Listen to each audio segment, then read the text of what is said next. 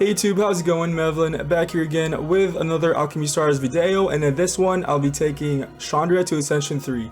So I'm not the first one to do this. There are a lot of Alchemy Stars content creators out there that have showcased how to use Chandra in the gold farming stage so that you kill all the mobs, the bonus mobs afterwards efficiently.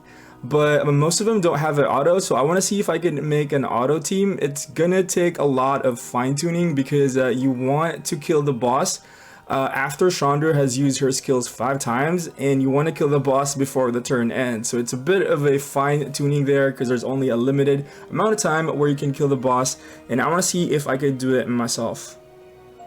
So we're going to go through her skills. Her chain combo is going to be a mid-range sniper ability, but we don't really care about this one. What we're really looking at is going to be her active skill and her equipment skill. So for active skill, it might not seem a lot. It's going to deal damage to one selected tile, but a couple things about this one. One, it is a 1 round cooldown, meaning you could use it every other turn. And 2, once you bring her to Ascension 3, it will reset the cooldown if it kills the target, and there is no limitations to how many times you can reset. So you see where we're going here. Once those little mobs spawn, you can kill one and then it'll reset, and you kill the other one and it resets, and you can do it over and over again. That way you're efficiently killing every single mob every single round.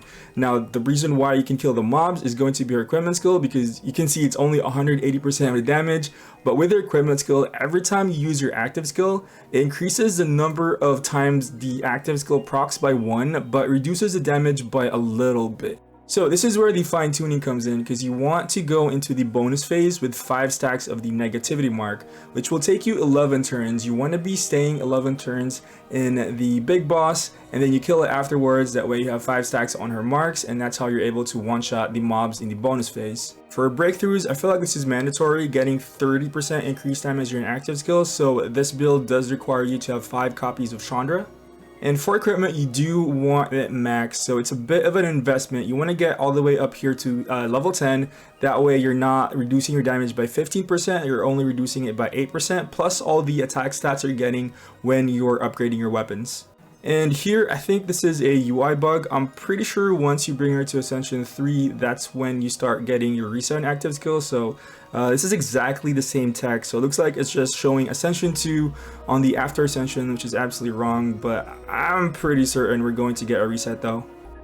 Alright, and let's finally see how she looks like when you ascend her.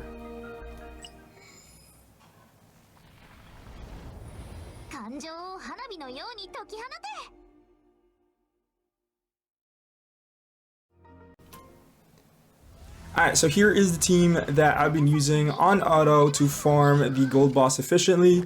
We have Chandra on leader. She is Ascension level 3, level 1. Her equipment is also level 10. Meanwhile, she has max breakthrough. All these are mandatory. These are the minimum requirements in order for you to one-shot the mobs at the end.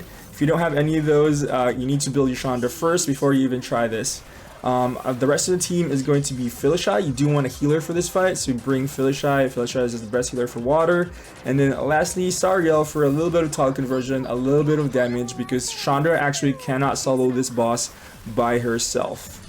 So I've only done this fight 5 times today, and I might have gotten lucky because I haven't failed yet.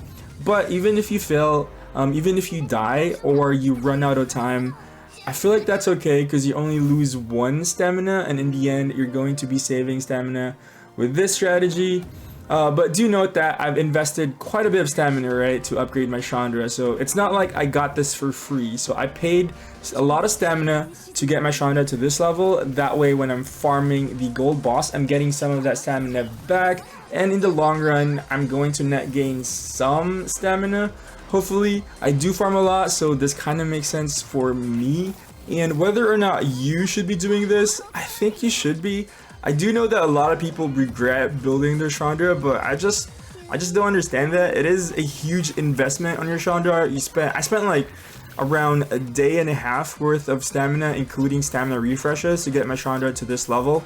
But in the long run, I'm going to be getting my stamina back. So if you plan to play the game for quite a bit, which I am, I'm planning to play the game and make content for it for quite a while. So I'm going to see my return on investment eventually, and I think it's totally worth it. I think one of the other downsides of this is that it takes forever.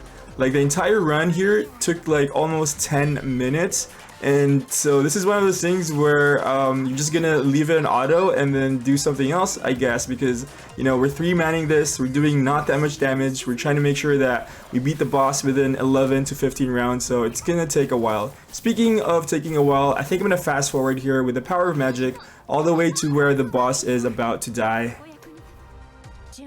So here we are with the boss almost dead. I still got 3 more rounds, so this is turn 12, maybe? I think it's turn 12, so I'm going to be killing it in turn 12 to 13. It doesn't actually matter who kills the boss here. If he died there, then next turn Chandra's skill is going to be ready when the bonus stage pops out. And if it's not, then I kill the boss here. And her skill is going to reset because we killed the boss. And then it's going to be ready once we get to the bonus time again. So yeah, this is what it looks like. Now we got 5 stacks of her negativity mark, and we'll just one-shot each of the mobs, reset cooldown, one-shot. So this is gonna take even longer than the boss fight itself because we have 5 rounds of this, of her spamming her abilities.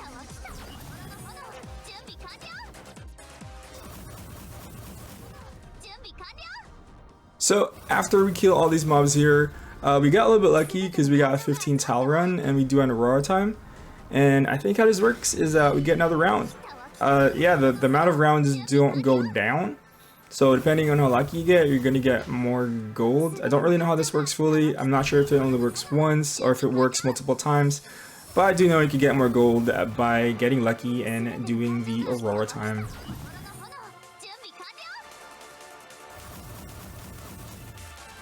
But unfortunately, when there's only 1 round left, like it's the final round, even if you Aurora time, you don't get an extra round, unfortunately, because all the mobs are dead and there's no more rounds left. So here I have 1 round remaining and I'm going to Aurora time, but it's just going to end right there. And in terms of a haul, we more than double our gold, gaining an extra 75k gold in the process. So let's quickly run over the pros and cons on whether or not you should be building Chandra for gold farming. Now the obvious pro is that you'll be getting some of your stamina back in the long run. I did some quick maths, don't quote me on this, this is really rough estimate. I want to say you're getting 8 to 10 stamina every time you do a gold run. Now the game is in maintenance right now, I don't have much data. So I can't really double check my math, but if I'm accurate, 8 to 10 stamina every time you do a gold run sounds pretty good. In terms of cons, the biggest one is that it's quite a bit of an investment to get your Chandra this strong. You need an Ascension 3 Chandra at level 1 with max breakthrough and max equipment. So that's quite a bit of a stamina put into the game before you can even start doing this. Another con is that it takes so long to do this. Like I said, the fight I did almost took 10 minutes. That's including both the boss phase and the extra phase.